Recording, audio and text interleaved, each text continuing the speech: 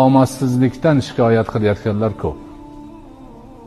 Ishim yurishmay qoldi, qarzga kirib qoldim, bir necha ishni almashtirsam ham hech bola chaqamni boqishga imkon topolmayapman.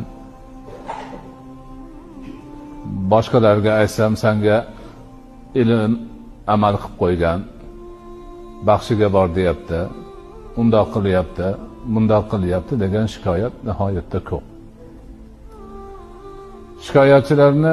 Shikoyatini eshitgandan keyin o'zlariga savol berib, o'zini tutishini so'rab surishtirsangiz, ayni shu ma'rifatsizlik, jaholat, kasb nima ekanligini bilmaslik, turmushni o'tkazish bo'yicha shariat ta'limotlaridan bexabarlik va shunga o'xshagan nuqsonlar kelib chiqadi.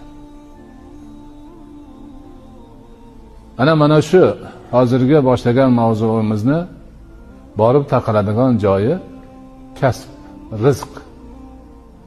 Rizq masalasi va rizqni kasb qilish masalasiga borib taqaladi.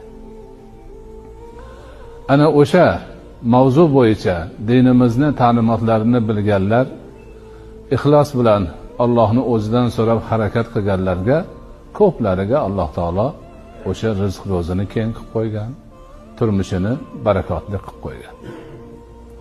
Bu borada ma'rifatsiz, shariatga amal qilmay, turli ko'chalarga o'zini urganlar yuqorida o'zlarini shikoyatlari kabi qarzga botib, oilasida noxushlik, oila a'zolarini boqolmaydi, nafaqasini bera olmaydi, bir yoqdan qarz, bir yoqdan nafaqa, yana boshqa mushkulotlarga o'ralashib qolgan bo'ladi.